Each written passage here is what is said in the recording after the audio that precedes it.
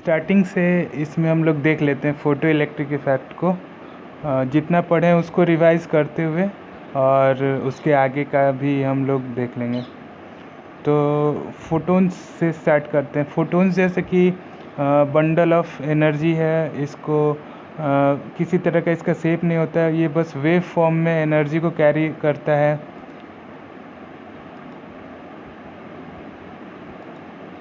ये सारी बातें थी।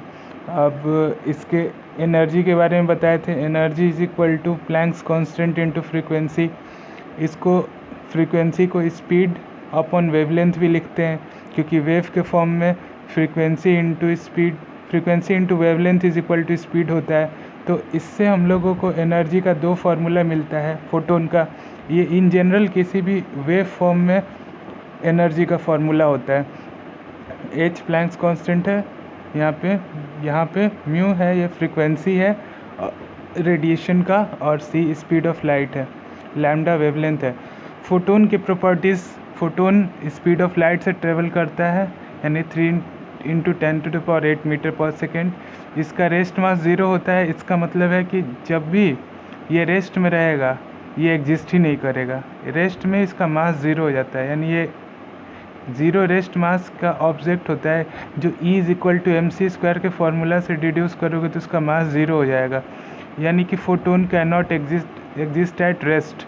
कहीं पर भी कोई स्टेटमेंट लिखा हुआ मिलता है फोटोन रेस्ट में है स्टैटिक कंडीशन में, तो गलत है। फोटोन कभी रेस्ट में नहीं होगा। अगर वो रेस्ट में है तो फोटोन नहीं होगा, कोई और पार्टिकल हो सकता है।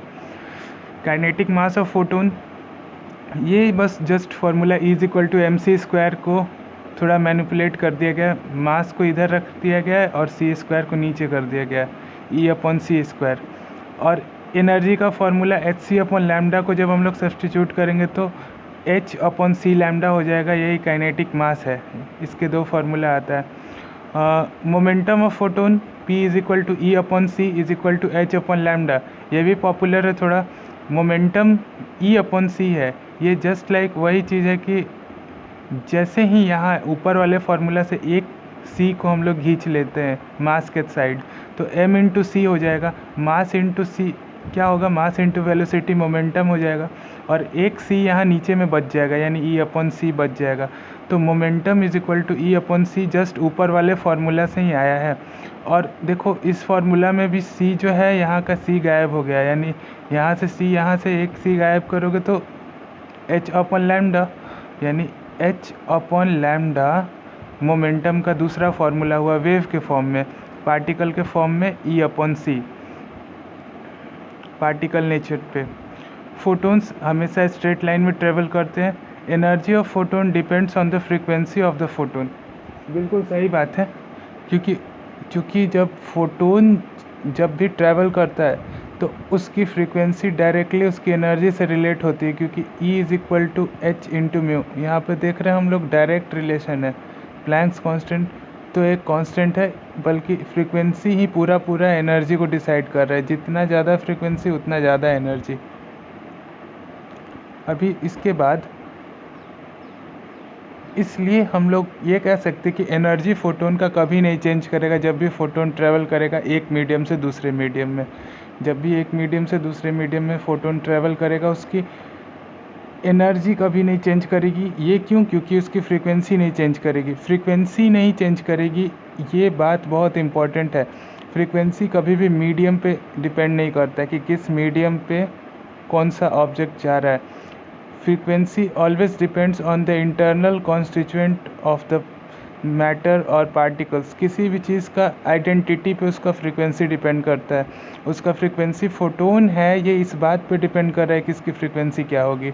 ये अगर एक्सरे होता तो इसकी फ्रीक्वेंसी डिफरेंट होती, बीटा रेज होता तो डिफरेंट होती, मतलब डिफरेंट रेज के लिए अलग अलग फ्रीक्वेंसी होती है। तो इस कारण से इसकी फ्रीक्वेंसी कभी चेंज नहीं करेगी, और इसी कारण से जब फ्रीक्वेंसी नहीं चेंज करे तो एनर्जी भी नहीं चेंज करेगी। Wavelength of a photon changes in different media, so velocity of a photon is different in different media. बिल्कुल सही बात है। अब अगर फ्रीक्वेंसी नहीं चेंज हो रही है तो वेवलेंथ चेंज करेगी। वेवलेंथ अगर चेंज करती है तो वेवलेंथ जब भी किसी फोटोन की चेंज करेगी तो उसमें वेलोसिटी के तो चेंज आ ही जाएगी, क्योंकि अगर स्पीड फोटोन का डिफरेंट मीडिया में डिफरेंट होता है। ये इस चीज़ का रिजल्ट है कि वेवलेंथ चेंज होता है।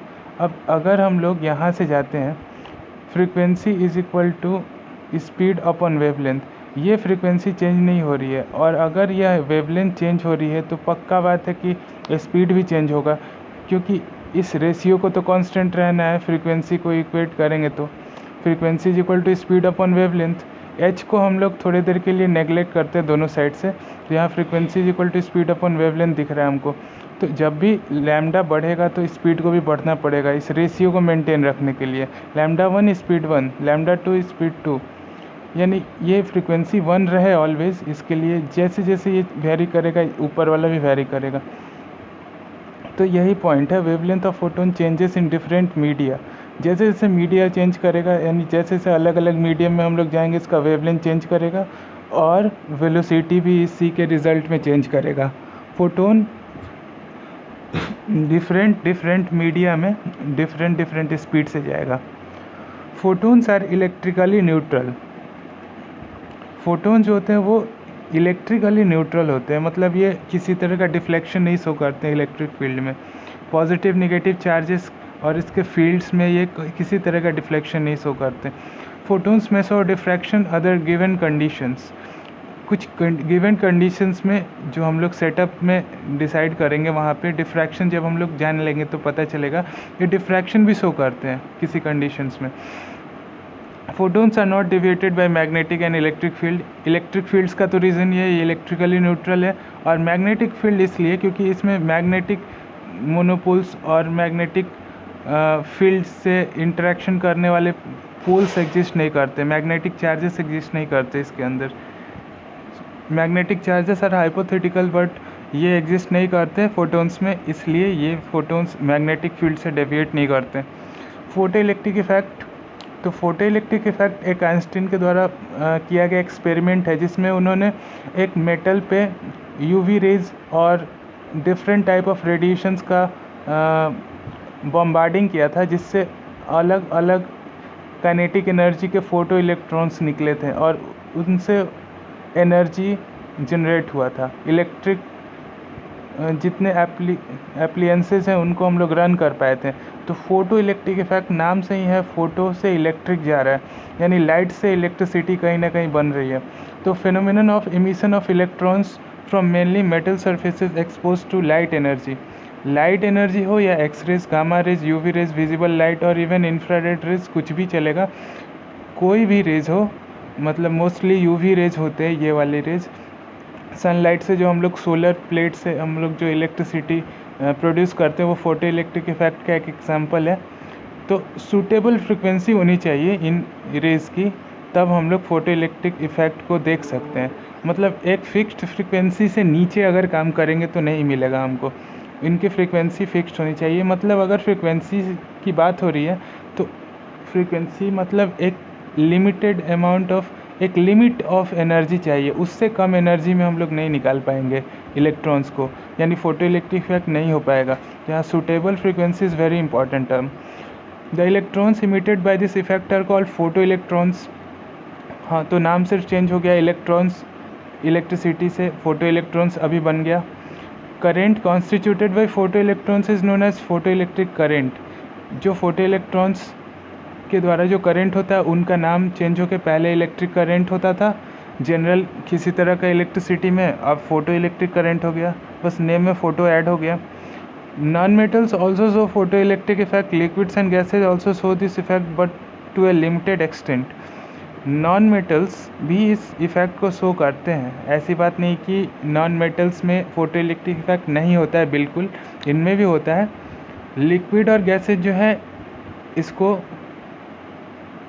मतलब लिमिटेड एक्सटेंट में शो करते हैं, मतलब कुछ करते हैं, सारे नहीं करते। और ये भी कुछ सेलेक्टेड रेस के साथ करते हैं, मतलब सारे रेस के साथ नहीं करते और सारे लिक्विड्स नहीं करते, इनमें लिमिट होती है, मतलब कुछ वैल्यूज़। और नॉन मेटल्स तो शो करते ही हैं। यहाँ कुछ इंपॉर्टेंट बातें, जैसे यूवी रेज जो है वो किसी भी मेटल से फोटो इलेक्ट्रॉन को निकाल सकता है, बस एक सूटेबल फ्रिक्वेंसी की यूवी रेज को डाल दो। बट अगर हमारे पास अल्कली मेटल्स को छोड़ के और कोई सा भी मेटल हो, उसमें अगर विजिबल लाइट पड़ जाता है, तो देखो यहाँ लिमिटेड अमाउंट विजिबल लाइट का थोड़ा सा यहाँ पे डिमेरिट देखने को मिलता है कि visible light is not capable enough to eject photo electrons when other than alkali metals are subjected to it. Visible light पे अगर अल्कली मेटल्स को छोड़ के और कोई सा भी मेटल को हम लोग लेते तो फोटो इलेक्ट्रॉन्स नहीं निकलेगा, क्योंकि इसकी मैक्सिमम एनर्जी भी कैपेबल नहीं होती है इस फोटो इलेक्ट्रॉन्स के वर्क फंक्शन को सफाइस करने के लिए। वर्क फंक्शन अभी देखेंगे आगे क्या होता है। बट विजिबल लाइट अगर अल्कली मेटल्स पे पड़ जाती है तो फोटो इलेक्ट्रॉन्स का इजेक्शन हो जाता है। Experimental setup photo electric effect का, ये आइंस्टीन के द्वारा जो सेटअप था वही था। यहाँ पर एक मेटल है नॉर्मल सा, ये एक मेटल है। इन दोनों मेटल्स को अभी ये सिर्फ नॉर्मल मेटल्स थे, बट इनको जब बैटरी से कनेक्ट किया गया तो पॉजिटिव टर्मिनल बन गया एनोड और नेगेटिव टर्मिनल बन गया कैथोड। और यहाँ पे जो W है ये विंडो है, ये क्वार्ट्ज के ग्लास का बना हुआ विंडो है जो यूवी रेज को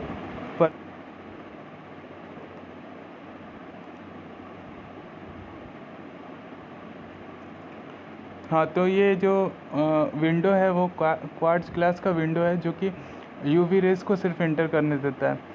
अब यहाँ पे यूवी रेज जो आते हैं वो कैथोड पे स्ट्राइक करते हैं। ये बेसिकली फोटोन्स होते हैं जो कि एनर्जी कैरी करते हैं। इनके पास तो कोई पार्टिकल है नहीं, ये सिर्फ एनर्जी लेके आ रहे हैं एच म्यू के फॉर्म में अब, या एच सी अपन लैम्डा के फॉर्म में। ये जब यहाँ स्ट्राइक करते हैं तो फोटोन्स तो वेव पार्टिकल्स हैं, इनका कोई बॉडी तो है नहीं, पार्टिकल तो है नहीं ये। तो फोटोन्स जो है वे पूरा का पूरा एनर्जी को ट्रांसफ़र करते हैं इस मेटल में।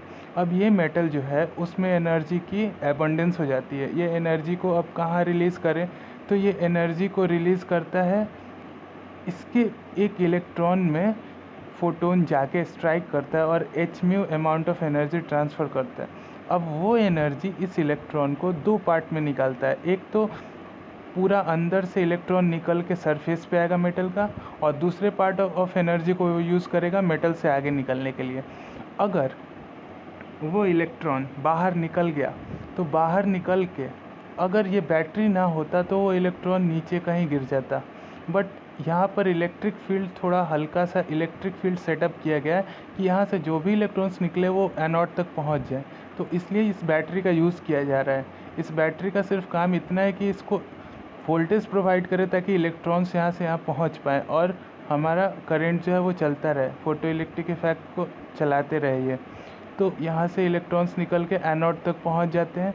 और इस तरह से फोटो इलेक्ट्रिक इफेक्ट का पहला एक्सपेरिमेंट आइंस्टीन के द्वारा किया गया था, जहाँ पर उन्होंने क्वार्ट्ज ग्लास का यूज़ किया था और फोटो इलेक्ट्रॉन्स को इजेक्ट कराया था यूवी रेज से। यहाँ पर करंट और वोल्टेज मेजर करने के लिए इन्होंने इंस्ट्रूमेंट भी लगा रखे थे। तो glass transmits only visible and infrared lights but not UV light. Glass का इंपॉर्टेंट प्रॉपर्टी है विजिबल लाइट और इंफ्रारेड को ही सिर्फ ट्रांसमिट करता है, लेकिन क्वार्ट्ज जो है ये यूवी लाइट को भी ट्रांसमिट करता है। When light of suitable frequency falls on metallic cathode, photoelectrons are emitted. These photoelectrons are attracted towards the negative anode and hence photoelectric current is constituted. बस यही बातों को बताया गया है, यहाँ से इलेक्ट्रॉन्स निकल के एनोड तक पहुँच जाते हैं। Effect of intensity on the light on photoelectric current. Intensity का इफ़ेक्ट क्या होता है?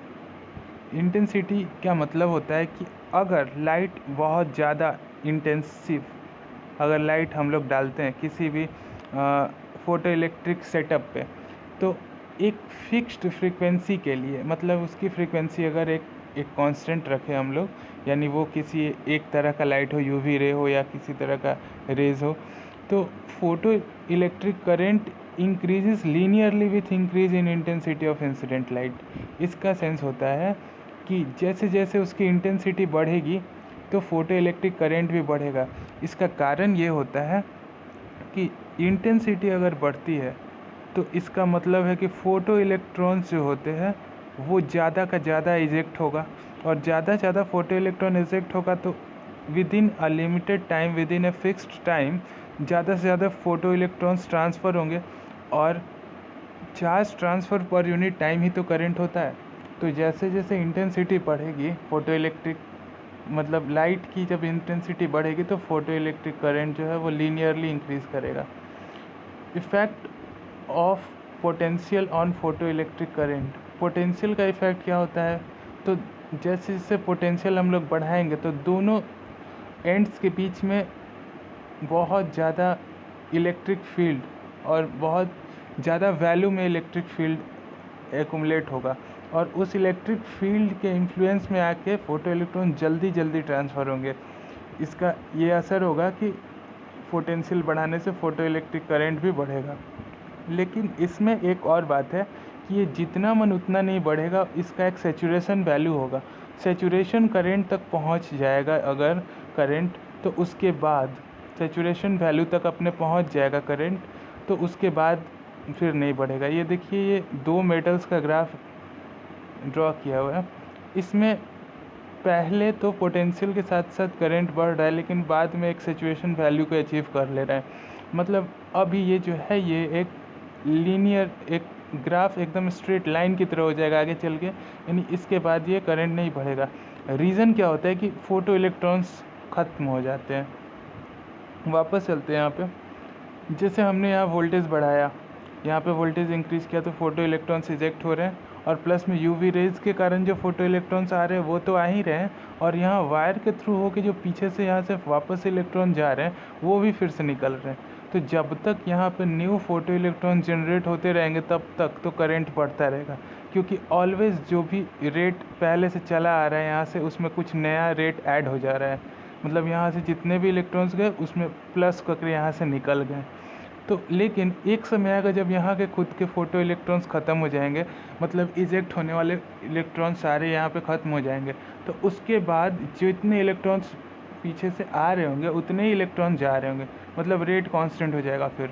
तो एक फिक्स्ड वैल्यू तक पहुँचेगा, उसके बाद सैचुरेशन वैल्यू को अचीव कर लेगा करंट, यानी हम लोग जितना मन उतना करंट नहीं ले सकते। ये एक लिमिटेशन होता है फोटो इलेक्ट्रिक इफेक्ट का। एक limited amount of saturation current within a given voltage and a given surface area हम लोग ले सकते हैं। अब जब पोटेंशियल डिक्रीज़ करता है तो करंट तो डिक्रीज़ करेगा, लेकिन यह जीरो नहीं होगा जीरो पोटेंशियल पे। मतलब ऐसा नहीं कि हम लोग ओम्स लॉ के अकॉर्डिंग अगर जीरो पोटेंशियल क्रिएट कर दिए तो फोटो इलेक्ट्रिक इफेक्ट में ज़ीरो करंट हम लोग देखेंगे, क्योंकि वो करंट को सिर्फ गाइड करने के लिए पोटेंशियल रहा था, नहीं तो कम्प्लीटली ये पोटेंशियल रिस्पॉन्सिबल नहीं था करंट के फ्लो के लिए। इसलिए अगर ये पोटेंशियल को पूरा हटा के ज़ीरो भी कर देंगे तो हम लोगों का करंट नहीं रुकेगा, क्योंकि इसका रीज़न है this shows that even in the absence of accelerating potential a few photoelectrons manage to reach the plate on their own due to their kinetic energy। अपने काइनेटिक एनर्जी के बेसिस पे वो सारे इलेक्ट्रॉन्स जिनके पास एक अपना kinetic energy होगा, उसमें से कुछ इलेक्ट्रॉन्स ऐसे होंगे जिनके पास इतनी हाई एनर्जी होगी कि उनको पोटेंशियल की ज़रूरत नहीं होगी और वो दूसरे प्लेट तक पहुंच जाएंगे, मतलब एनोड तक पहुंच जाएंगे, और इस प्रोसेस में वोल्टेज की कोई ज़रूरत नहीं होगी। मतलब कम्प्लीटली हमने वोल्टेज को हटा लिया, फिर भी जो हमारा करंट है वो नहीं रुका। When negative potential is applied to the plate A with respect to C, photoelectric current becomes zero at a particular value. Negative potential is called stopping potential और कट ऑफ पोटेंशियल। अब देखिए हम लोगों का कट ऑफ पोटेंशियल क्या होता है। जैसे शुरू में तो हमने कुछ पोटेंशियल दिया था पॉजिटिव वे में कि ये जो इलेक्ट्रॉन्स हैं उनका फ्लो में ये सपोर्ट करे, यानी इलेक्ट्रॉन्स यहाँ से पहुँच जाए। बट उसके बाद हमने क्या किया, इस पोटेंशियल को कम करते करते ज़ीरो कर दिया। तो जब ज़ीरो कर दिया यानी इस सोर्स को हटा लिया, फिर भी कुछ ऐसे इलेक्ट्रॉन्स थे जो अपने काइनेटिक एनर्जी के बेसिस पे यहाँ से कैथोड से एनोड की तरफ जा रहे थे। अब क्या करेंगे, हम लोग इसको रिवर्स करके लगाएंगे, यानी पॉजिटिव टर्मिनल को इस एंड पे और नेगेटिव को इस एंड पे। तो ये एनोड जो पॉइंट है पॉजिटिव वाला वो इस मेटल पे बन जाएगा और कैथोड यहाँ से हट के इस पे आ जाएगा। तो जब यहाँ पे एनोड बन जाएगा तो हम देखेंगे कि एनोड पॉजिटिवली चार्ज इलेक्ट्रोड होता है। तो जब इलेक्ट्रॉन्स यहाँ से निकल रहे होंगे तो एनोड इसको यहीं से यहीं खींच लेगा। मतलब इलेक्ट्रॉन चाहेगा नहीं यहाँ से जाना। जब इलेक्ट्रॉन यहाँ से नहीं जाएगा तो किसी तरह का इमिशन नहीं होगा, बट फिर भी कुछ इतने हाईली एनर्जेटिक इलेक्ट्रॉन्स होंगे जो इसके बावजूद जा रहे होंगे इधर। तो हम लोग इतना पोटेंशियल बढ़ा दें कि सबसे ज़्यादा काइनेटिक एनर्जी वाला इलेक्ट्रॉन भी रुक जाए इसी मेटल पे, उस पोटेंशियल को हम लोग कहते हैं स्टॉपिंग पोटेंशियल। मतलब इसके बाद उस पोटेंशियल के ऊपर का कोई भी पोटेंशियल या उस पोटेंशियल पर किसी तरह का फोटो इलेक्ट्रिक इफेक्ट शो नहीं करेगा वो मेटल, और पूरी तरह प्रोसेस स्टॉप हो जाएगी, इसलिए इसको स्टॉपिंग पोटेंशियल कहते हैं। सारे इलेक्ट्रॉन्स यहीं रुक जाएं, इतना कम से कम इतना हाई वोल्टेज हम लोग कर दें। The minimum voltage that should stop the highly accelerated electron with maximum kinetic energy to stop the photo electric effect, such potential is called stopping potential. अब देखते हैं हम लोग effect of frequency on incident light on photo electric current.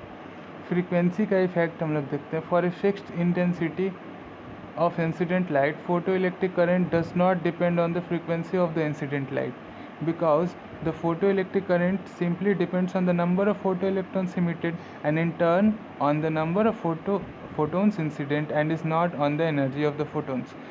देखिए, frequency का effect जो होता है फोटो इलेक्ट्रिक करंट पे वो नहीं होता है। क्यों नहीं होता है? क्योंकि फ्रीक्वेंसी क्या है, ये तो नेचर पे डिपेंड करता है, यूवी रेज है, एक्स रेज है, गामा रेज है, क्या है। बट ये जो चीज़ है ये किसी तरह का फ़ोटो इलेक्ट्रॉन्स का स्पीड में या उसके नंबर ऑफ़ फ़ोटो इलेक्ट्रॉन्स कितना निकल रहे हैं, इस बात को कोई फ्रीक्वेंसी से कोई मतलब नहीं होता। इसलिए फ्रीक्वेंसी का इंसिडेंट लाइट के फ्रीक्वेंसी का फ़ोटो इलेक्ट्रिक करंट से डायरेक्ट कोई लेना देना नहीं है। फ्रीक्वेंसी कुछ भी हो, बढ़ाए घटाए, फ़ोटो इलेक्ट्रिक करंट पे असर नहीं होगा।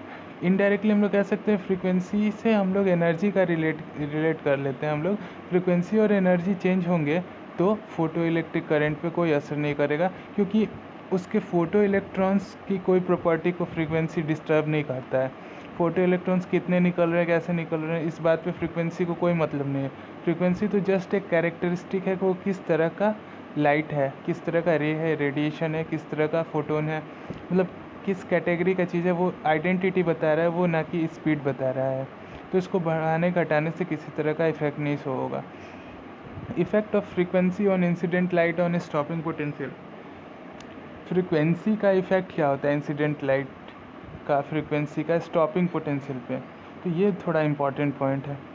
जैसे for a fixed intensity of incident light photo electric current increases and is saturated with increase in positive potential applied to the anode. Light के एक फिक्स्ड इंटेंसिटी के लिए फोटो इलेक्ट्रिक करंट जो है वो बढ़ता है। देखिए अभी इंटेंसिटी फिक्स्ड है, एक चीज़ हम लोग फिक्स कर दिए इंटेंसिटी को, तो फोटो इलेक्ट्रिक करंट बढ़ता है और सैचुरेट होता है जैसे जैसे हम लोग पोटेंशियल बढ़ाते हैं एनोड पे। ये बात बिल्कुल सही है। However the saturation current is same for different frequencies of incident light. Relate करते हैं यहाँ से, सैचुरेशन करंट जो है वो अलग अलग फ्रीक्वेंसीज के लिए सेम होता है। सैचुरेशन करंट किसी भी फोटो इलेक्ट्रिक इफेक्ट में जब हम लोग सैचुरेशन करंट की बात करते हैं तो वो सेम होता है अलग अलग लाइट्स को इंसिडेंट जब हम लोग कराते हैं, यानी सैचुरेशन करंट चेंज नहीं करता है। The potential is decrease and taken below zero, photo electric current decreases to zero but at different stopping potentials for different frequency. जब भी पोटेंशियल को डिक्रीज़ करके जीरो के से कम लेके जाते हैं तो फोटो इलेक्ट्रिक करंट डिक्रीज़ कर जाता है और एक समय ज़ीरो बन जाता है। किस पोटेंशियल पे? तो स्टॉपिंग पोटेंशियल होता है वो। But at different stopping potential for different frequency, अलग अलग फ्रीक्वेंसीज़ के लिए अलग अलग स्टॉपिंग पोटेंशियल चाहिए एक ही फोटो इलेक्ट्रिक इफेक्ट के सेटअप पे। इस बात को हम लोग समझते हैं कि क्यों चाहिए अलग अलग फ्रीक्वेंसी, क्योंकि स्टॉपिंग पोटेंशियल का डायरेक्टली रिलेशन है कि वो सबसे हाईएस्ट एनर्जी वाले इलेक्ट्रॉन को रोक दे। जब हाईएस्ट एनर्जी वाला इलेक्ट्रॉन रुकेगा यानी उसकी काइनेटिक एनर्जी मैक्सिमम रही होगी, और जितनी ज़्यादा फोटोन एनर्जी लेके स्ट्राइक करेगा किसी इलेक्ट्रॉन पर उसकी एनर्जी उतनी ही ज़्यादा होगी। अब जब एनर्जी पे डिपेंड हो गया कि फोटोन कितना एनर्जी लेके स्ट्राइक कर रहा है किसी इलेक्ट्रॉन को, तभी तो वो इलेक्ट्रॉन को एनर्जी देगा और तभी तो उस इलेक्ट्रॉन में काइनेटिक एनर्जी आएगी। मतलब जितनी ज़्यादा फ्रीक्वेंसी से फोटोन स्ट्राइक करेगा उतनी ज़्यादा ही काइनेटिक एनर्जी होगी, और उसी के अकॉर्डिंग मैक्सिमम काइनेटिक एनर्जी वाला इलेक्ट्रॉन भी उतना ही ज़्यादा एनर्जी का होगा। तो जैसे जैसे हम लोग फ्रीक्वेंसी बढ़ाते हैं, स्टॉपिंग पोटेंशियल भी बढ़ता है, क्योंकि हमको उतनी ज़्यादा पोटेंशियल की ज़रूरत होती है, क्योंकि हमने फ्रीक्वेंसी बहुत ज़्यादा यूज़ की है, और उसके कॉरस्पॉन्डिंग फ्रीक्वेंसी और एनर्जी तो डायरेक्टली रिलेटेड टर्म्स हैं। एनर्जी भी हमने ज़्यादा दी है, तो एनर्जी ज़्यादा दिया तो वो एनर्जी ट्रांसफ़र हुआ तो इलेक्ट्रॉन में, यानी कि वो इलेक्ट्रॉन सबसे ज़्यादा एनर्जी वाला इलेक्ट्रॉन बना, और उसी को रोकने के लिए हमको पोटेंशियल देना है। तो जितनी ज़्यादा फ्रीक्वेंसी उतनी ज़्यादा स्टॉपिंग पोटेंशियल। ये देखिए, ये जैसे VS1 VS2 है, तो VS2 हमको ज़्यादा देना पड़ रहा है, मतलब ये देखिए frequency of 2 is greater than frequency of 1। Second की फ्रीक्वेंसी भी ज़्यादा रही होगी, ज़्यादा फ्रीक्वेंसी वाला रेडिएशन आके उस पे इलेक्ट्रॉन को इजेक्ट किया होगा, क्योंकि उसको रोकने में भी ज़्यादा पोटेंशियल लग रहा है। निगेटिव में ये बड़ी वैल्यू है, निगेटिव में ये छोटी वैल्यू है। तो यहाँ से हम लोग समझ सकते हैं higher the frequency higher the stopping potential. अब एक होता है थ्रेशोल्ड फ्रीक्वेंसी। थ्रेशोल्ड फ्रीक्वेंसी जो होता है वो मिनिमम अमाउंट ऑफ फ्रीक्वेंसी होता है जिससे फोटो इलेक्ट्रिक इफेक्ट हो जाए। एक समय के लिए हम लोग को फोटो इलेक्ट्रिक इफेक्ट जब स्टार्ट किए थे तो हमने पढ़ा था कि उसमें एक सूटेबल फ्रीक्वेंसी का फोटोन चाहिए फोटो इलेक्ट्रिक इफेक्ट को कराने के लिए, और वही सूटेबल फ्रीक्वेंसी होता है threshold frequency. Threshold frequency is a boundary है, इससे अगर कम फ्रीक्वेंसी रहा तो फोटो इलेक्ट्रिक इफेक्ट होगा ही नहीं, यानी वो किसी तरह का रेडिएशन अगर थ्रेशोल्ड फ्रीक्वेंसी को नहीं पार कर पाया, तो उससे बड़ा नहीं हो पाया, तो हम लोगों का फोटो इलेक्ट्रिक इमिशन नहीं होगा। तो ये डायरेक्टली एक ग्राफ बता रहा है स्टॉपिंग पोटेंशियल का और थ्रेशोल्ड फ्रीक्वेंसी का, जो कि थ्रेशोल्ड फ्रीक्वेंसी इतना मतलब मिनिमम है कि उससे हमारा इमिशन हो जाए। इस थ्रेशोल्ड फ्रीक्वेंसी के पास इतना एनर्जी होता है कि इलेक्ट्रॉन बल्क से निकल के सरफेस पे आ जाए। जिस मेटल से हम लोगों को निकालना है उसके बल्क से निकल के उसके सरफेस पे आ जाए, मतलब अंदर बैठा हुआ इलेक्ट्रॉन उसके सरफेस तक तो कम से कम आ जाए, तभी तो निकलेगा। तो उतनी मिनिमम एनर्जी ये थ्रेशोल्ड फ्रीक्वेंसी देता है। थ्रेशोल्ड फ्रीक्वेंसी को हम लोग म्यू नॉट से रिप्रेजेंट करते हैं, जहाँ आगे हम लोग रिप्रेजेंट करेंगे। और it shows that there is a minimum value of frequency called threshold frequency below which photoelectric emission is not possible, however high the intensity of incident light में भी इंटेंसिटी कितना भी बढ़ाते जाओ, इस फ्रीक्वेंसी से कम अगर फ्रीक्वेंसी रखे तो फोटो इलेक्ट्रिक इमिशन होगा ही नहीं। It depends on the nature of the metal emitting photo electrons. यह इस नेचर पे भी डिपेंड करता है कि मेटल कौन सा है जिससे फोटो इलेक्ट्रॉन निकल रहा है। अगर आसानी से इलेक्ट्रॉन देने वाला होगा तो इसको थ्रेशोल्ड फ्रीक्वेंसी भी कम हो जाएगी। अगर मेटल जल्दी से इलेक्ट्रॉन नहीं निकालने वाला होगा तो आपको पता है कि ये थ्रेशोल्ड फ्रीक्वेंसी ज़्यादा हो जाएगी ऑटोमेटिक, क्योंकि ज़्यादा फ्रीक्वेंसी मिनिमम फ्रीक्वेंसी की रिक्वायरमेंट ज़्यादा होगी उस केस में। Laws of photoelectric emission for a given substance, minimum value of frequency of incident light is called threshold frequency, below which no photoelectric emission is possible, howsoever the intensity of incident light may be। बिल्कुल सही point है। The number of photoelectrons emitted per second is directly proportional to the intensity of the incident light, पहले हमने पढ़ा था, provided that the frequency is above threshold frequency। बहुत important है ये होना चाहिए, तभी होगा इंटेंसिटी के प्रोपोर्शनल इलेक्ट्रॉन्स का फ्लो यानी करंट। The maximum kinetic energy of photons is directly proportional to the frequency provided. ठीक है, the frequency provided above the threshold frequency. Threshold frequency से ज़्यादा जितना भी फ्रीक्वेंसी देंगे वो पूरा का पूरा कन्वर्ट हो जाएगा काइनेटिक एनर्जी में, फोटोन्स के काइनेटिक एनर्जी में, क्योंकि थ्रेशोल्ड फ्रीक्वेंसी के बराबर फ्रीक्वेंसी तो वो सरफेस में आने तक ले लिया। अब सरफेस से जब चलेगा तो उसके पास बाकी बची हुई फ्रीक्वेंसी होगी, और जो बाकी बची हुई फ्रीक्वेंसी होगी वही तो काइनेटिक एनर्जी में कन्वर्ट होती है। तो जितनी ज़्यादा फ्रीक्वेंसी हम लोग देंगे तो कुछ तो थ्रेशोल्ड फ्रीक्वेंसी ले लेगा, बाकी वो कांस्टेंट अमाउंट में लेगा सारे इलेक्ट्रॉन्स के लिए, लेकिन बाकी जिसमें ज़्यादा बची होगी वो सब ज़्यादा से ज़्यादा कन्वर्ट हो जाती है काइनेटिक एनर्जी में। The maximum kinetic energy of photo electrons is independent of the intensity of incident light. जो मैक्सिमम काइनेटिक एनर्जी होता है फोटो इलेक्ट्रॉन्स का वो इंडिपेंडेंट होता है इंटेंसिटी के, इंसिडेंट लाइट के इंटेंसिटी पे कोई डिपेंडेंस नहीं होता है इस मैक्सिमम काइनेटिक एनर्जी का। क्योंकि एनर्जी डायरेक्टली फ्रीक्वेंसी से रिलेट होता है, और फ्रीक्वेंसी का और करंट का कोई लेना देना नहीं है, करंट कितना तेज़ होगा। और चूँकि ये इंटेंसिटी जो होता है वो करंट से डायरेक्टली रिलेटेड है, तो ऐसे भी समझ सकते हैं कि ये जो चीज़ है वो करंट्स को इफ़ेक्ट करता है, जबकि फ्रीक्वेंसी नहीं इफ़ेक्ट करता है करंट को। तो फ्रीक्वेंसी तो काइनेटिक एनर्जी के ही प्रोपोर्शनल होता है, जो एनर्जी वही फ्रीक्वेंसी, इतना ज़्यादा। तो एनर्जी और इंटेंसिटी का कोई डायरेक्टली रिलेशन नहीं होगा, ये हम लोग वहाँ से भी रिलेट कर सकते हैं। The process of photoelectric emission is instantaneous. As soon as the photon of suitable frequency falls on the substance, it emits photoelectrons. Photo electric emission का जो प्रोसेस होता है वो बहुत इंस्टेंटेनियस होता है, मतलब जल्द से तुरंत हो जाता है, मतलब विद इन बहुत कम सेकंड्स में होता है, बहुत कम सेकंड्स में। इसका एक टाइम भी होता है। As soon as photon of suitable frequency falls it emits photo electrons. बिल्कुल टाइम लैग नहीं होता, तुरंत से तुरंत हो जाता है। The photo electric emission is 1:1 for every photon of suitable frequency 1 electron is emitted. Photo electric emission जो होता है एक से एक होता है, एक फोटोन एक ही फोटो इलेक्ट्रॉन को निकाल सकता है, तो ये बात को भी ध्यान रखना।